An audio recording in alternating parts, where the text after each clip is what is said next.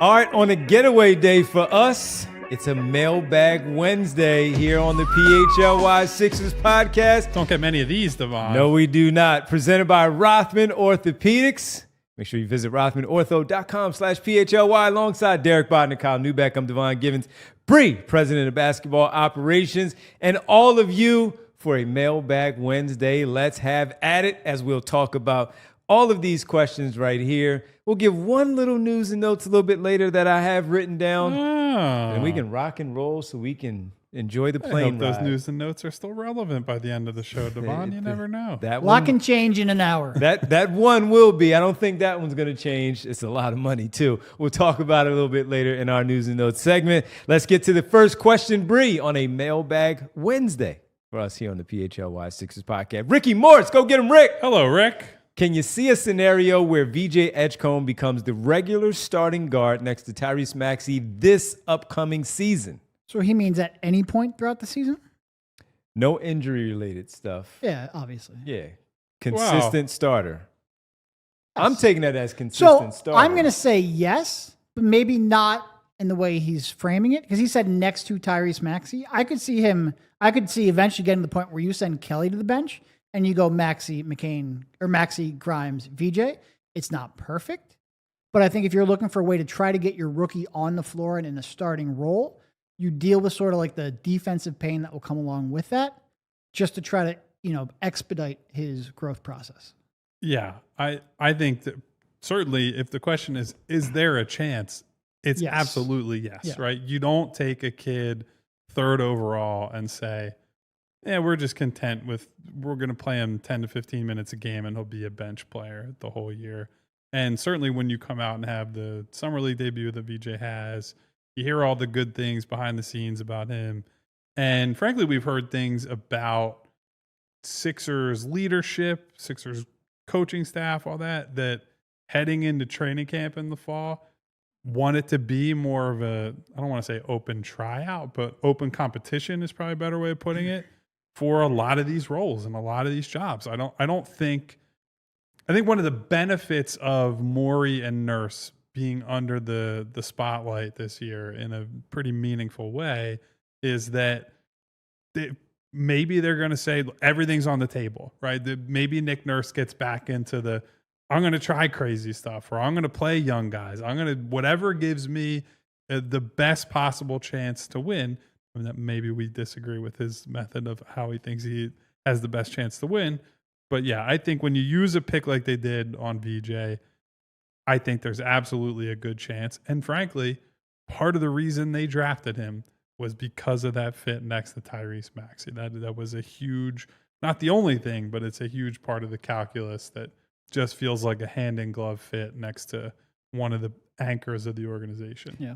I would agree with yes. There's a chance at some point, because when we looked at Ace Bailey and talked about him extensively and said, hey man, there's a spot right there for you in the starting lineup, a forward, yes, and a wing, and much bigger at that 6'8" frame with his wingspan and all.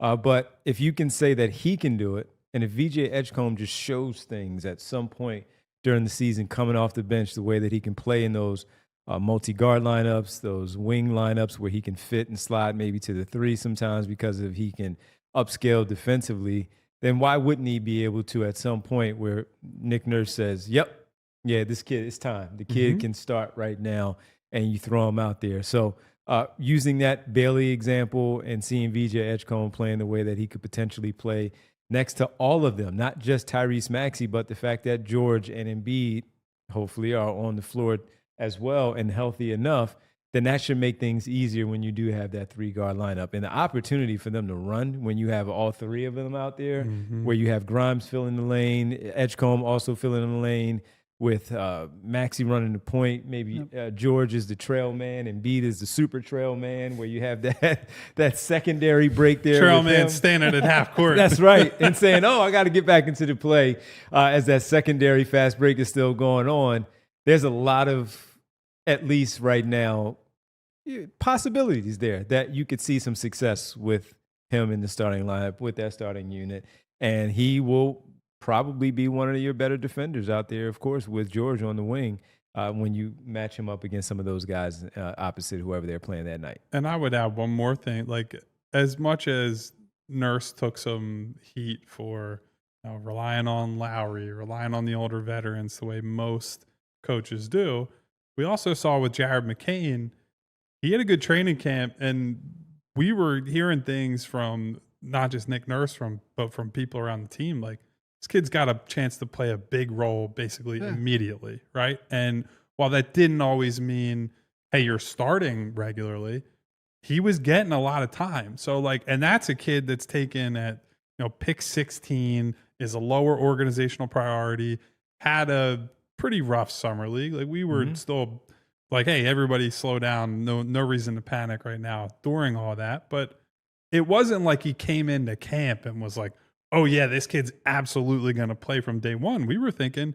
we could sit down to the G League just to get this kid some time. So I think when you look at that, you look at where VJ's taken, I just think he's going to have a clear path to play lots of minutes.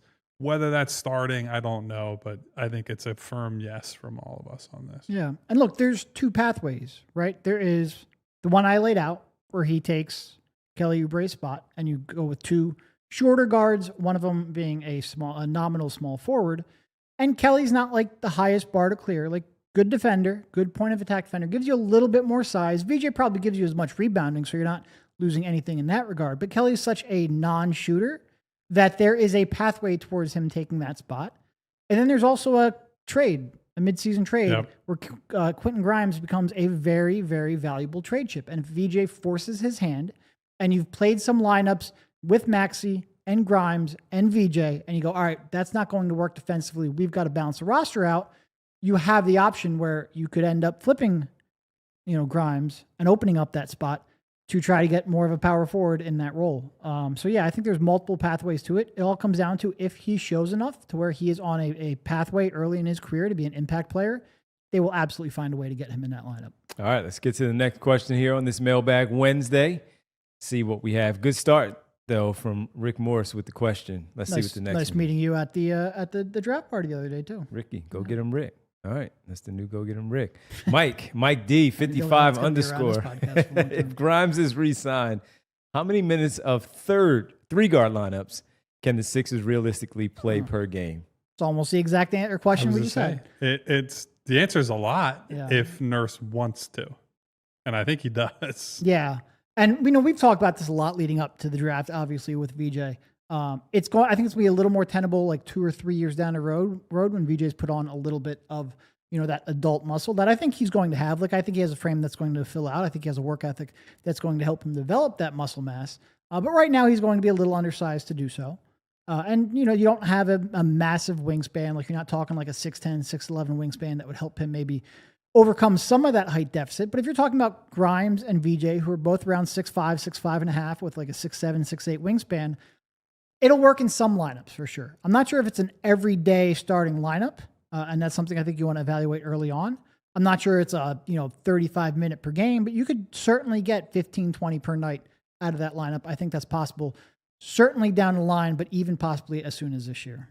Yeah, like I think the variable comes down more to Maxey and McCain than it does Edgecombe and Grimes, because Edgecombe and Grimes at least have multi-position defensive versatility. I will say we gave Maxey credit for his steps forward he took on defense last year, albeit in a terrible environment with all kinds of other stuff going wrong. So like, you put that version of Maxey in a more stable team with, just better continuity, frankly, just better players on the floor all the time. Like, I'm not ruling out the fact that Tyrese will have a little bit more defensive upside or defensive versatility than we've seen up to this point. But I do think, expecting Jared specifically, having only played, was it 23 games as a rookie, to be even a break-even defender this year, I think would be a high bar to clear. And I just think the combinations are going to get a little bit wonky trying to get all those guys on the floor.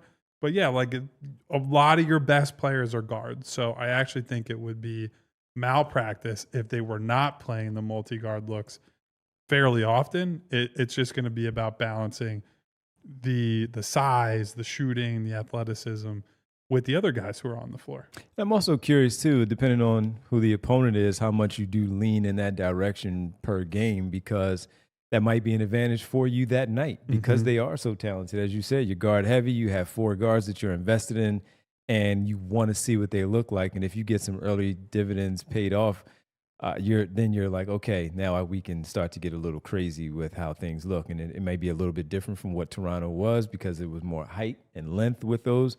But if you have that talent. They have a type in Toronto, or at least they did when Masai was still running the team. Right.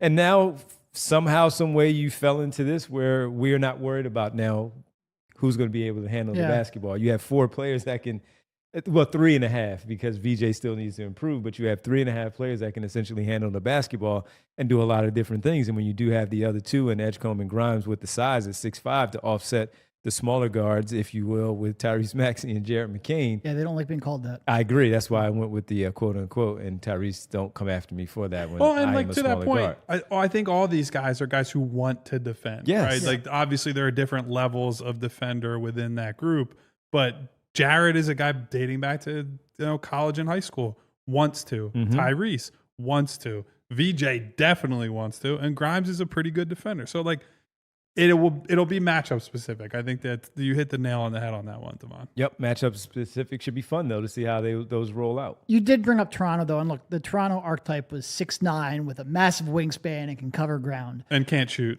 Sure, and can't really dribble all that much either. Can't shoot. Some of them, but I do think VJ, despite not having that size, certainly is the help and recover kind of defender that Nick Nurse will love. Yep, absolutely. Good questions to start off right away. Rick and Mike on the guard lineup. Look, it's intriguing, and that's why these are 2 of the first questions that we get, the intrigue of the 4 guards and how this rotation is going to look and what it looks like. Training camp is going to be fun to see who battles it out for that starting role with Grimes, Edgecombe, and McCain. If McCain is shooting the ball lights out like crazy and playing well in preseason as well, Nick Nurse is going to have a big decision on his hands to make a decision. And let's not exclude VJ Edgecombe in there as well. Let's get to question number 3 here. Look at that. Look at us. Getting the 3rd question in the first 15 minutes. T-Zilla. Assuming Grimes is coming back, what is your confidence level in this roster going into the next year with this depleted Eastern Conference? My confidence level in the roster on paper, pretty high. Yeah, it's pretty good. My confidence level in the roster, given the very extreme health variables that they have to deal with, not very high. Yeah. I hate that it boils down to that. It makes for very boring analysis and discussion. But their contention hopes start and end with Joel Embiid. That's not to say it won't be worth paying attention to the team if Joel is never healthy or if Paul George is, has a disappointing year. It is one of the reasons I'm more excited for this year, even coming off of that bad year, is that if it all goes to hell, right? Joel can't stay healthy or just isn't as good anymore. Paul George doesn't bounce back. You at least have the outline of like, here's the future core, right? Here's who the next 5 to 10 years are about. And you can watch them take their lumps. You can watch them develop together and go through all that. It's just not going to lead to anything meaningful as a playoff team or a playoff contender. So feel good about the roster. Be lying to you if I felt great about the roster. Yeah, and it's not just does Joel Embiid play basketball. I'm still a little bit scarred by what we saw in January. That was just not Joel Embiid in any real meaningful way. And look, hopefully with the surgery and a whole bunch of time to rehab and whatnot, he will be better. But there's just so much uncertainty about Joel that we've never had before.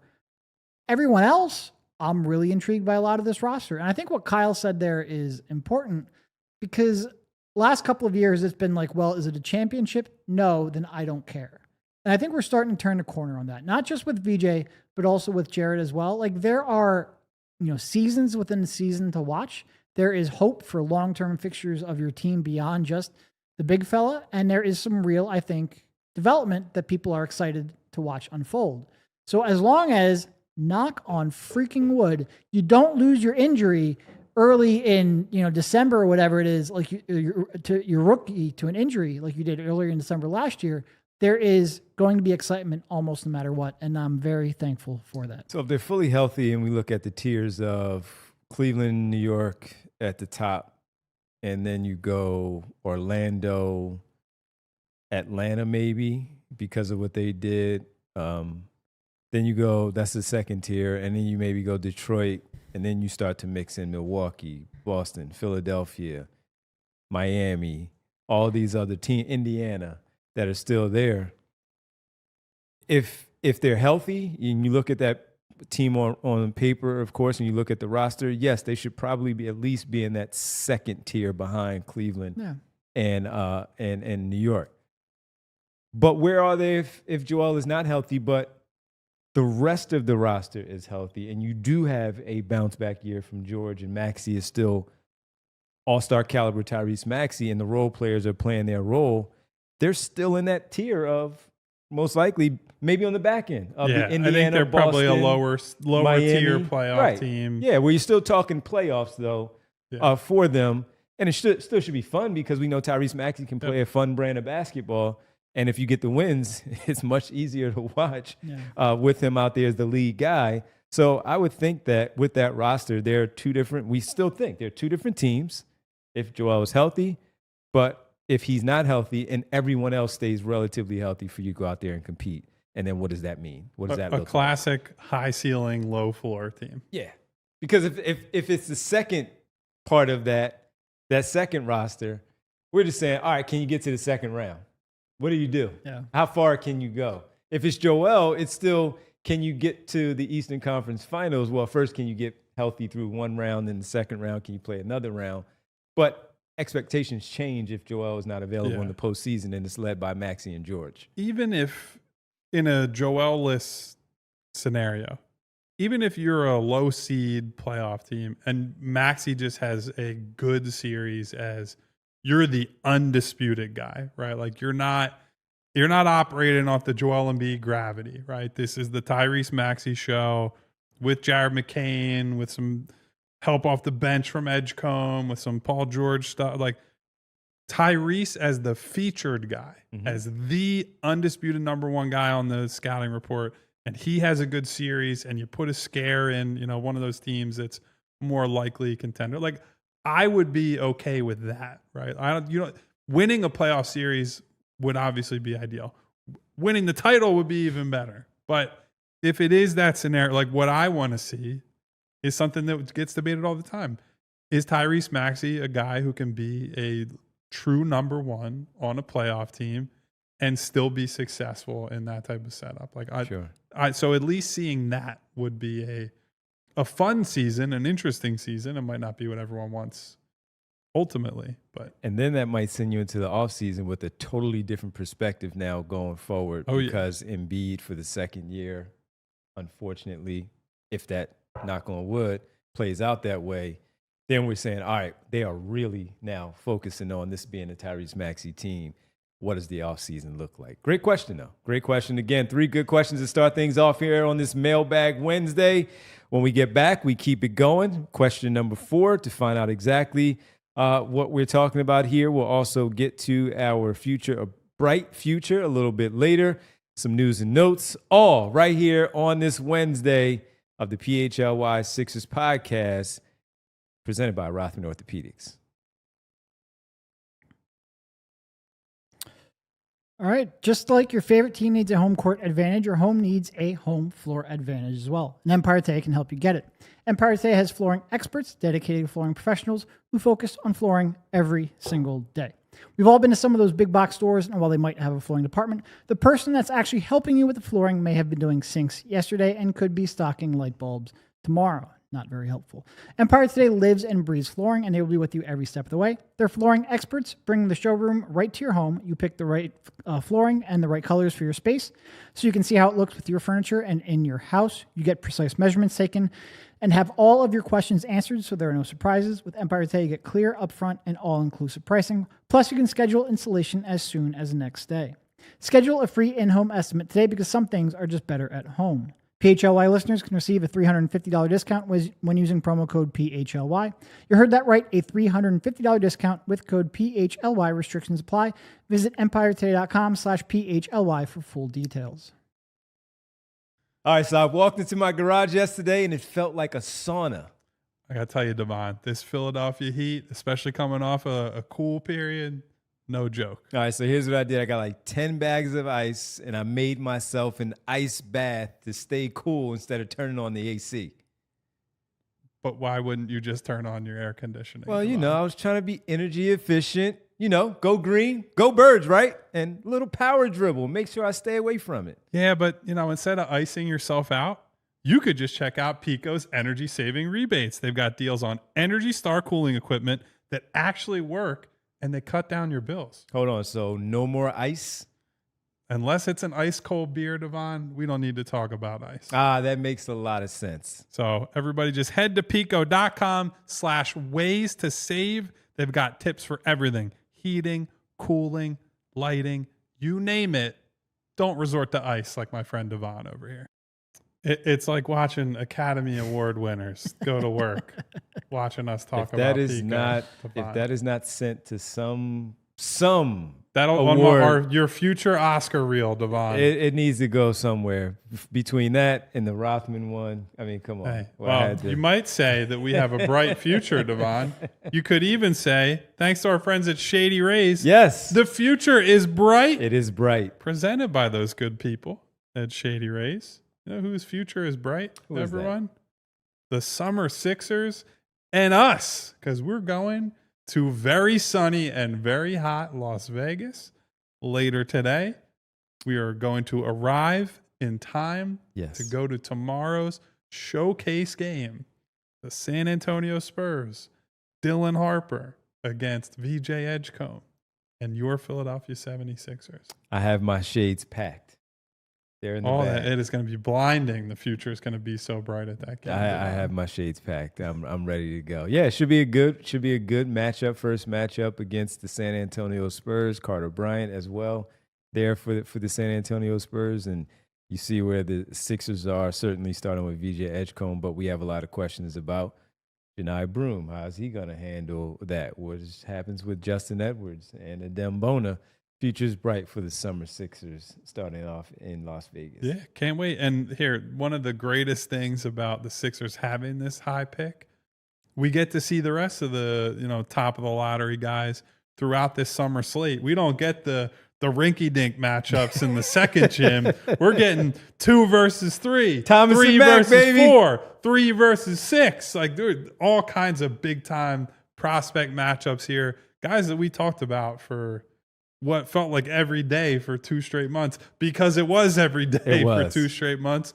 Con Knipple, Trey Johnson, Dylan Harper, Ace Bailey, VJ Edgecombe. And look, I'm excited, man. And now we get to see him in person, too. We watched Utah Summer League on the TV.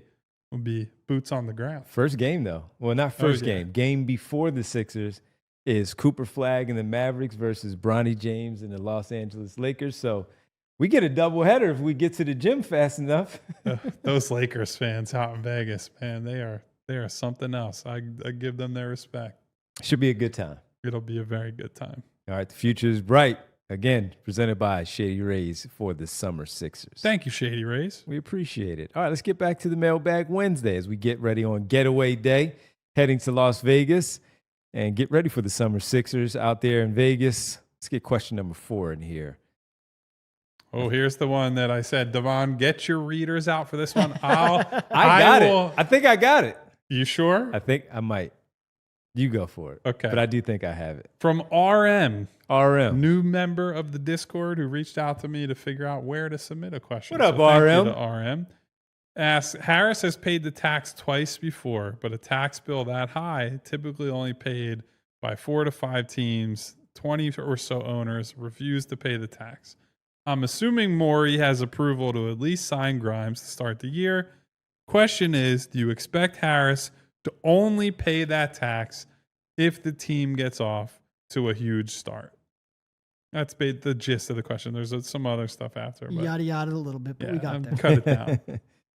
What do you think, Derek? Yes. So I track this. This is one of the things I track. You can actually go to, it's Sixers.wiki. I just basically dump a whole lot of stuff that I want to remember into there, make it public. He's only paid it twice, 2020, 2021, and then the next year, 2021, 2022. In the last 3 years, he has ducked the tax at the deadline. And before that, it was process years, so you weren't obviously going to pay the tax during the process. And you're just getting into the start of the Joel Embiid era. So I don't hold those years too much against him. The last 3 are a little bit, don't necessarily love a lot of the decisions that got you there, including, pretty famously, Isaiah Joe being a casualty to get rid of that guaranteed contract before it came guaranteed, ended up helping them duck the tax. So, yes. Do I think there's certainly an aspect to this where, there's a lot of reasons I think they probably don't want to use that taxpayer mid-level. Mostly it'll hard cap them. Do I wonder, hey, do they want to make sure that they remain within deductible range of the luxury tax if stuff goes sideways? Yeah, I think you should absolutely scrutinize Josh Harris for his decisions in the past and his willingness to pay the tax. I think this is a very volatile team. We just mentioned it earlier in one of the previous answers where it's this is high ceiling, low floor, like the definition. I don't think he's paying the luxury tax for a bad team. So yeah, I think they're going to prioritize maintaining duckability. Would be very annoying, but yeah, I don't really have much more to add. I think it's also it's kind of basic logic, right? An owner is not going to sit there at the deadline, look at a team that's a dead man walking and be like, you know what I want to do? Pay more money for this team. Yeah. Now, if they're currently under by $200K, they're just under the luxury tax. So if you sign Grimes, let's say at $15 million, it would take work to duck the tax, but it's $15 million is easier to duck than $21 million. So yeah. All right, let's get to the next question. I'm not diving into that anymore. Derek explained it all. They're very creative to find ways to duck the tax. Yeah, so appreciate the question. Hang the banner. And welcome. You said that was the first time they were in the Discord. So cool. Welcome. Told me, been a long time diehard member, which we love that, but just had not joined the Discord. So see, that's what happens. You join the Discord, you get a question on the show. For the people who have the same question or the same question of how can I submit a question in the Discord, become a diehard member at allphly.com. And when you do, you have access to that Discord. You can submit questions. You can enjoy conversations with your other people in the community, Kyle and Derek as well. Bree and I, we peek our nose in there occasionally. Honestly, I think Bree probably has more messages. She does more messages than me. We'll get in there occasionally. But yes, overall, become a diehard member, and you too can access. I need to do some research on that, Derek, and see how many messages have been sent by Bree and Devon. Oh, you're gonna respectively. You're gonna put up something on the screen. We'll make a bar graphic chart. Keep track of it. Right, absolutely. All right, let's get to the next question here, Bree. Let's see what we have here. Mailbag Wednesday from Luis. Do you think there's still a chance to trade Drummond or Oubre Jr. for a starting power forward? By the way, love the show. You guys are the best. Thank you, Luis. Very kind of you. Really appreciate it. May or may not have taken that because he was nice with the love the show. Hey, that'll get you everywhere. Got to kiss him, you know what, sometimes. Yeah, I think it's absolutely it's always open. I think Drummond for sure has had his name out there for more of a dump the contract type of scenario. But let's Devon, say that you're doesn't. So cooked. You are so cooked. 29-16 on the messages. By Bree? I got some work. Bree over Devon? Oh, yeah. Let's go. You looked at me like I was the one who was cooked. I was like, what? I got some work. I don't What know did how I say that's wrong? But yeah, so if let's say you don't accomplish that during the summer, that Drummond is still on the roster, start the year.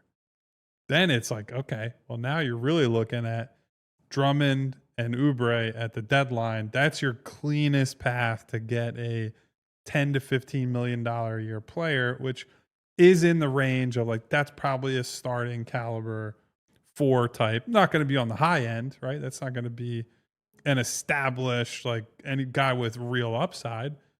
But you might be able to get that's like a Tari Eason. You might be able to get a PJ Washington. Like those are the guys in that kind of band of salary. Like I think that's doable. You're going to have to add other stuff, obviously, but that's I think becomes a lot more likely if Drummond does not just get like pawned off on somebody before the season starts. And that is something where, because I think an in-season trade could end up being such a priority, I wonder if right now, if you're not going to use that taxpayer, if you do just keep Drummond around heading into the season, because you just have that's $5 million more that you can aggregate, whether that's maybe aggregating with Kelly and you get like a $12 million player, or keeping something big with Grimes if you do eventually resign him. It just gives you a tiny bit more flexibility. And if you're not going to use that taxpayer after freeing up that Drummond money, then maybe you just keep him for a trade chip. Who knows? All right.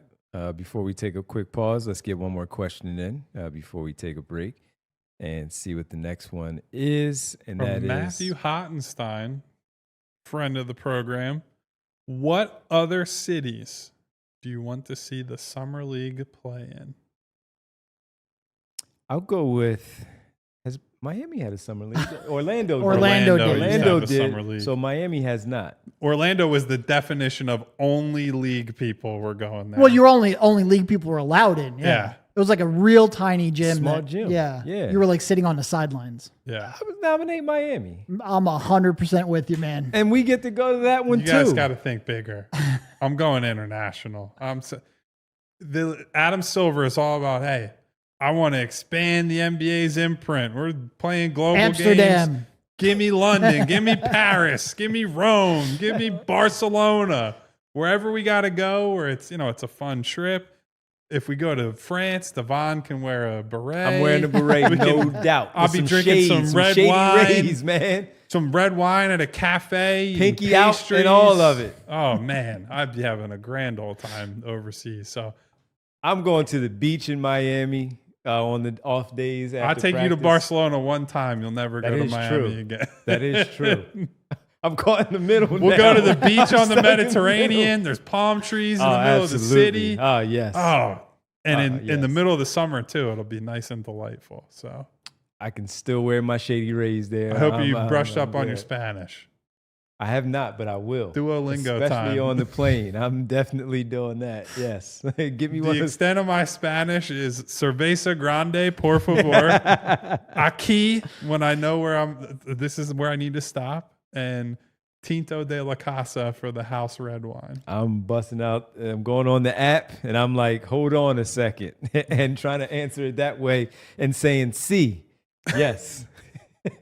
Honestly, the thing about going to Europe specifically that is that there are a lot more people that can speak at least functional English than there are people in America who can speak, whether it's functional French, Spanish, German, whatever it might be. So especially in like city areas. Yeah, and like Barcelona particularly, because they have essentially their own kind of fragment of Spanish, Catalan, that they speak.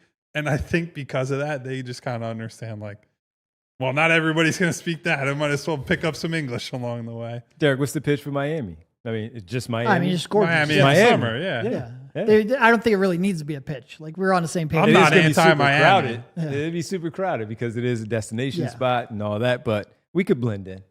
We blend in just fine. Anywhere warm is good with me. Period. Vegas a little too warm, but it's still a good time. Yeah. Yep. Absolutely. All right, Bree, where's your summer league destination? I mean, I was going like domestic, like they were. I didn't even think of the international. Like, I don't know. Yeah, anywhere warm. Honestly, I like the Florida. Yeah, I'm with that. But international, I'll take that any day. Okay. Right. So we're all on the same page here. Hopefully you all are too. We see you there in the chat. Have at it.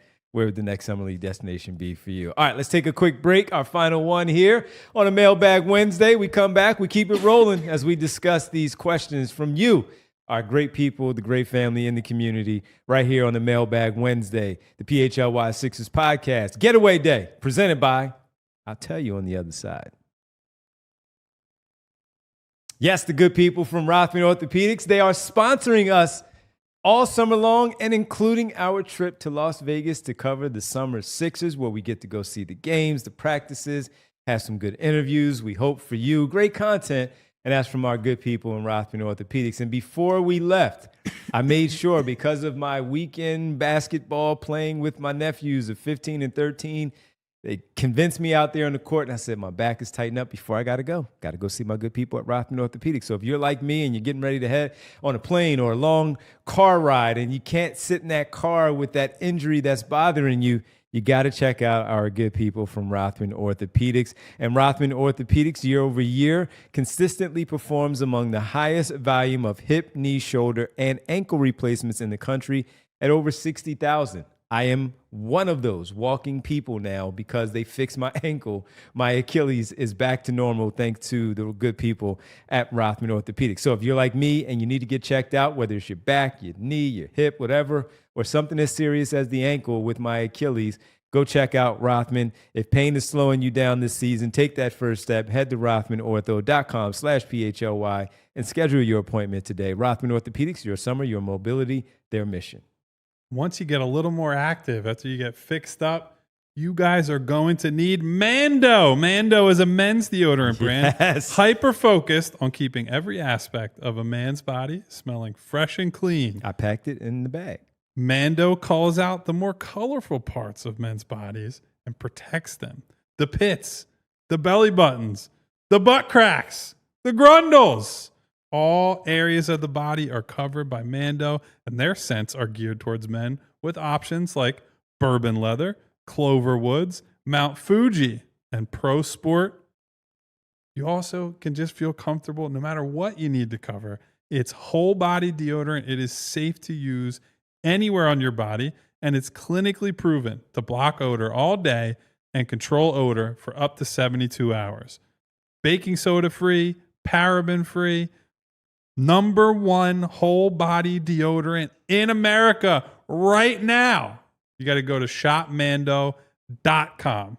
Okay? Shopmando.com. You get a Mando starter pack that is perfect for new customers. Comes with a solid stick deodorant cream tube, 2 free products of your choice, like mini body wash and deodorant wipes, and free shipping. You know we love some free shipping around here. Everybody loves free. As a special offer for listeners, new customers get 20% off site-wide with our exclusive code. Use the code PHLY at shopmando.com. Shopmando.com, code PHLY for 20% off site-wide and free shipping. Please support our show. Tell them we sent you. Smell fresher, stay drier, and boost your confidence from head to toe with Mando. Welcome back to the PHLY Sixers podcast presented by Rothman Orthopedics as we get ready to head to Las Vegas. I do have my Mando bourbon leather spray in my bag. Perfect. In my toiletry You know, I bag. never, when all those teachers were like, you'll never amount to anything, I wish I could go to them and say, I got paid to say the word butt crack on camera. Look at me now. Yes. Watch our show, teacher, and see your I'm prized just pupil. acting like all those people who just make up these imaginary doubters that fueled their lives. My teachers were pretty good. Mine were pretty good too. Yeah, they were pretty good. All right, let's get to question number 6, I believe here. 7. Thank you, Bree. I can't count. But who's counting? Not me. Bree. Bree is. Let's get to 7 here. Sherm. What up, Sherm? How hot is Nick Nurse's seat? What would be a benchmark record that would be bad enough to get Josh Harris to pay 2 coaches this season? Doc Rivers is still getting paid. Well, not anymore. Yeah. No. Yeah, because he took a job, so Yeah. he's there. So Nursing, but it would just be an interim, I would guess, maybe in the middle of the season if that happened. So, all right, how hot is the seat, though, for Nick Nurse? What would that number look like? I mean, I think it's pretty hot. Yeah. And there's been a lot of reporting about that. I know Brian Windhurst has said that a couple times here over the summer. I believe he said that there is no hotter seat. He was talking about both Morey and Nurse and that. But yeah, when you have a season like that where expectations are so far from what actually ended up happening, there is going to be a little bit of warmth in that area. it is, in terms of like a record, I don't want to give that out because we could end up getting there and you get to that record and then people are going to read too much into it. But also just because I think context matters a lot in these.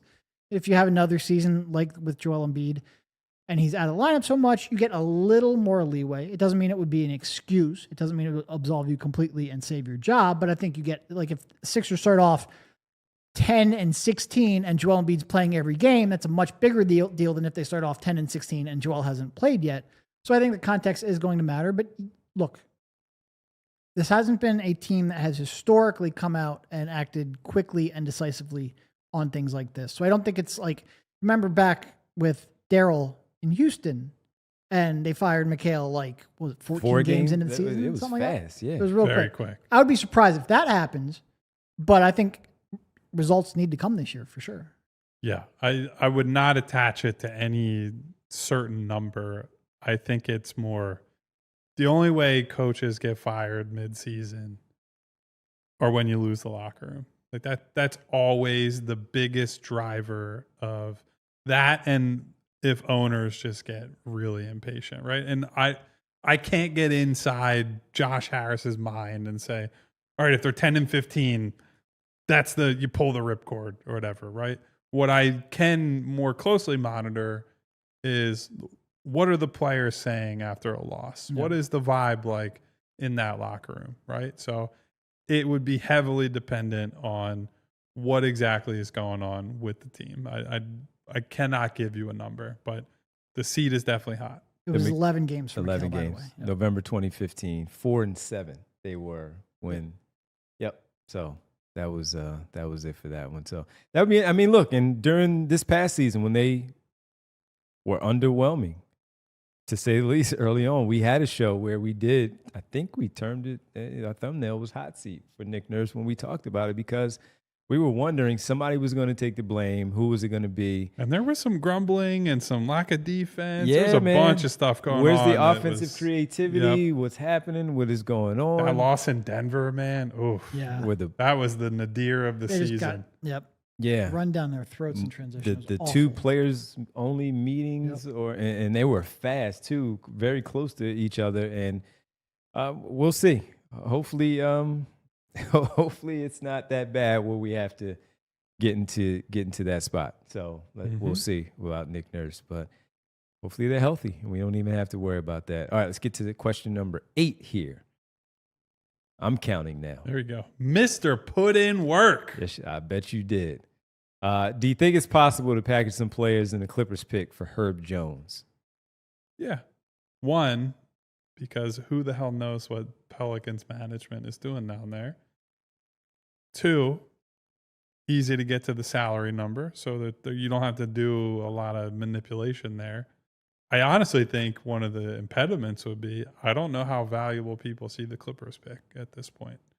Not that the John Collins trade had some like seismic impact on that, but I generally think the view on the Clippers is that they are at this point a pretty well-run organization. They're somewhere that because they're in LA, because they have an owner that spends gratuitously, I don't want to say gratuitously, spends a lot of money, upgrades the arena and the facility, like so many cares about things that players want, right? Like if James Harden or Kawhi was like, hey, can we get XYZ? Like I think the rep on Ballmer is he'll make it happen or he'll try to make it happen. So I think the only way that pick has, significant upside is the injury stuff, which is real, right? You're built around Kawhi. You're built around an aging Harden. Like Harden has been a very durable player historically, but we all kind of know what his off-court life is, and he's approaching his late 30s. So if you lose one or both of them, who knows? But I think the value of that pick has depreciated a bit, and I personally would be trying to flip it in a deal for some kind of impact guy sooner than later. It seems like Herb Jones is not going anywhere right now, just how things have said, but we're still talking about Joe Dumars and Troy Weaver and how this offseason has gone so far. Maybe you could get another big and Andre Drummond. Just what Troy Weaver always wants. Exactly. So maybe there's a chance. We've talked about him a ton.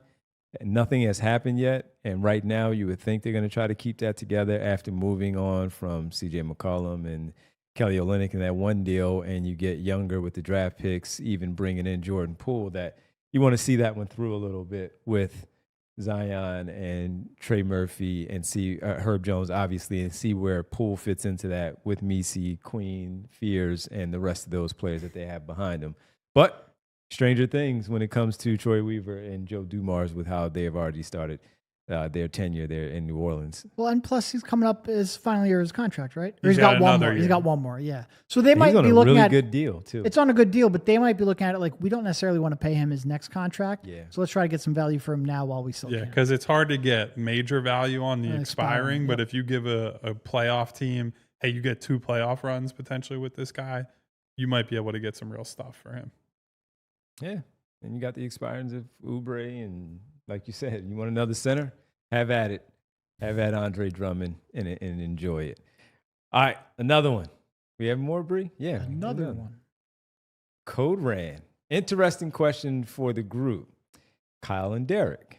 Well, I'm out. I'll just read it. this is what happens when you don't show up in the Discord, Devon. 19 messages in 2 Hey, years. you know, become a diehard to be featured. That's for me. It's to be featured in the question. Grimes gets frustrated and takes the qualifying offer, which puts him on the books for $8.7 million. Obviously sucks, but could the Sixers use that less money on the books to do anything interesting? My guess is essentially no, but no idea if it could affect the MLEs. I defer to Derek on this one. I mean, a little bit. Like you could more comfortably use a taxpayer mid-level. Like I said, they're currently, let me look it up. Because using the taxpayer mid-level hard caps you at the second apron. They are currently $19.7 million below the second apron. So you could comfortably use that and still stay under what would Then you become probably that have hard what, cap. like 5-6 million of space in addition because Grimes plus the tax. Yeah. I'm trying so to do like, napkin math. Yeah, you would have about $10 million, the taxes, $6 million of that. So you'd have about $4 to $5 million Okay. in space left under that hard cap. You wouldn't be able to use the bigger taxpayer, the non-taxpayer, because then you'd be hard capped. At the first apron, you're only currently $7.8 million. So you add in Grimes's deal there, that's off the table. But yeah, you could then it would open up that. What's the taxpayer mid level, like 5.7 mil? Yeah, 5.7. 5.7 million, 2 years maximum length. You could use that to sign someone. All right. Yeah. Maybe next time you'll be included in the question, Devon. Yeah. As it said at the bottom, join the Discord. Become a diehard Join member. the Discord so you can hang out with Kyle and I. Yes.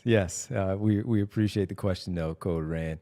And this Grimes thing is just a fun one, just overall. It Between feels like it's going to go on for a while. Kaminga, Cam Thomas. Again, though, Josh Giddey, I think, is the other one. That's the big name. Yeah, Josh Giddey. I mentioned this on yesterday's show, that if he takes that qualifying offer, one of the downsides of that is you can't trade him. He gets an implied no trade clause.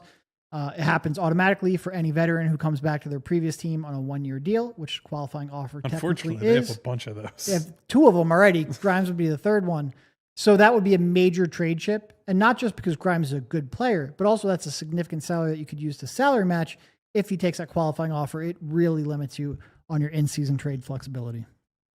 All right, let's get to the next question. What number are we at? Is 10? I think this is 10. Bree Yes. says 10. Let's get to 10. Logan Roberts. Given the roster currently, if salaries were roughly the same, would you sign and trade Quentin Grimes for Jonathan Kuminga? Can't do it. He would fit that power forward role, though, You just can't do it. in a sense. So like when you acquire a player in a sign and trade, you're hard capped at that first apron. Sixers would be over that. Can't do it. Would you like the player, though? Let's just take the Because legality he said out of roughly around the same. Would you do it? Would you do that for that player? He fits the role of the front court player that we talked about on Tuesday's show, kind of. Yeah, probably not. I like Grimes better as a player, if I'm being completely honest. I trust him more. Like Kuminga, you need positionally more. I think Kuminga is probably a better defender at this point. I think Grimes is he likes scoring the basketball, I think, and his effort has shifted a little bit to that. I just trust Grimes' offense more. I also look at Kuminga and say, you were a rookie on a title team who was already kind of grumbling about what's my role. And like, I get, right? You're a top 10 pick. You come into a situation where you were probably hoping, I'm going to get more opportunity to play. His role has been yanked around a bit, but like, I don't really trust him as I don't either. a guy that I'm investing a lot in as an organization. Now, I think Quentin Grimes, there's a little bit of that too, right? Like, I think some of the rep that he's had and why he's bounced around is like he's wanted more. But he at least has been willing to play more of that. I'll be in the background, fifth starter type, 3-and-D, do the dirty work. Where Kuminga does that occasionally, but a lot of times it's like he comes in the game and it almost feels like he is acting as though I have to get my stuff off because I just don't know when the next opportunity is coming. And maybe it's just a negative feedback loop in Golden State and that changes elsewhere. But I don't know that he's a guy I want to take a gamble on right now. I think like I can see why people might go there. I don't think I trust it. Positionally, he makes way more sense long term next to Maxey McKee, for sure. And Edgecombe. The problem is that he played for that team, he played for that organization, and given multiple opportunities, and he couldn't stick. That was his. Done. It was his, and he could not keep it for whatever reason it was. It was on-court stuff or the grumblings behind the scene that he just wanted more and wasn't satisfied with his role. Then no thanks. Yep. Because how's that going to get any better here when Tyrese Maxey is the hub here after Joel and Paul George move on? And then you have McCain, and you have also VJ Edgecombe as the number 3 overall pick. You're in trouble. And if you're not going to accept that role there, I don't think you're going to accept that here. I look at someone being given the opportunity to play on what might be the last NBA dynasty and grumbling at it and being like, you know what, man? Maybe not for me. They went, and Jimmy Butler's a proven winner in this league, but they maybe wouldn't have to make that move had you turned out to be the player that you think you are in with that situation there. Talented kid and like very good athlete, like has some real upside there. But some interesting names though, outside of Grimes on that restricted free agent front of Giddey, Thomas, and who's the other one? Giddey, Thomas, and Kuminga. Yeah, so some interesting names there for them. All right, last one, Bree. Let's get the last one in here. A couple of news and notes, and then we'll roll call it. Placeholder, name, editor, please add. Love it. Has anything from Utah materially changed what you want or expect to see in Las Vegas? Yeah, I want to see VJ on the floor every night. I thought you said some nights because you want him to rest. No, I want every night. If I've got to watch that product, I need him on the floor. I tend to agree. I would say I will throw some red meat to our guy B Pump and Pump it up segment. I like to see Janai Broom get some more creation opportunities at his floor spots and his his post area, right? Like just a little bit of it, right? Just sprinkle some stuff in. And I'd like to see Edgecombe and Hunter Salas. Like I think it's more of an approximation of what he might be playing in at the NBA level. VJ, I mean, where it's another guard who's going to have the ball in his hands, and like, how do you balance the responsibilities? So that's what I want to see, even though Salas's debut was a rough one the other night. I still want to see him, though. I still want to see how he 100%. looks on that stage, and if he just continues to prove from game to game and see where that goes. So that will be one for me. Obviously, the Broom thing, because he's a second rounder and you expect him to be in some way, some form in the mix during the regular season. You want to see what he does on this one. Again, the lights get brighter. Maybe they play a little bit better in that Las Vegas scenario than they have in the Utah situation. Yep. So those are the main ones. Before we go, outside of Harper, Flag, Edgecombe, I even take Bailey off the table. Who are you most looking forward to in Las Vegas to see? I do want to see Knipple from the other teams. Like Knipple, so he's one of the more fascinating guys in the class, right? Mm-hmm. Because I think we all see the skill, and it's very immediately just, are you athletic enough to take advantage of that skill, right? And in this environment, he's going to be playing a different role than he's playing in Charlotte, right? Where when you play next to LaMelo Ball and Brandon Miller and some of these other guys, you can just be the, hey, I'll play spot up, catch and shoot, movement shooter, and attack closeouts. He's going to have an opportunity to do all kinds of stuff for Charlotte and Summer League. So he's one of the guys. My guy CMB, obviously. Want to see how much of a... I haven't seen that roster, that Toronto I roster. also have not seen that roster. Yeah, so I'm curious about that. Just want to see what he looks like on a Summer League floor. Cedric Howard, probably another guy that I would say. Well, is he playing? Actually, I think Memphis is already playing and he's not playing. So Yeah, I just assume he's not going to play because of injury-related stuff. He would have been someone I'd be interested in because the level of competition has been low for him. Oh, how could I forget? Yang Gang, baby. Come on. Yang Gang. I want to see. The funniest thing would be if he replicated his draft moment by like rising out of the crowd for starting lineup intros. Like he's just sitting with a bunch of Blazers fans, and then all of a sudden, here comes Yang out of the stands to start for the Portland Trail Blazers. Yeah. How about you? I mean, everyone you mentioned. Trey, just because he's fun to watch. And also Yakachonis, because he's been awful through 2 games in Utah. And I want to see if he can adjust and if he can turn that around and learn from what he's seen, because he has been really, really bad. And it just becomes compelling then. All right, you got hit with what the new reality is, how much tougher this is, what the defenses are going to do to you. How do you adjust? So I'm interested in that as well. I want to see Rasheed Fleming with the Suns. See how he looks. To think about what could have been. What could have been. Roof of the hometown guy there. And I'm also interested in watching the Brooklyn Nets in all of their picks. God, that wasn't even. You're a real sicko. Yeah, I want to see because it's 3 guards, Danny Wolf, and I think Drake Powell. He's out. I think Drake Powell is out. He's not playing in at least in the early part of the summer league. I'm not sure he's playing. So I want to see what they look like. The master plan from Sean Marks and putting it all together. So very, very curious to see how it all. I am shocked nobody said the Sengway. Yeah, I thought that would be like wow, this kid's just like a crazy tools, and it'll probably be messy, right? Because he can't really shoot right now, and it's a lot to grow into. But there might be 1 or 2 plays that are just like, what the hell was that? Also, in a good way. Also want to see Trey and Washington. Oh yeah, for sure. And like Derek Queen is another guy after all the hubbub about Dumars and Weaver and their master plan they got cooking down there like a messed up gumbo. Yeah.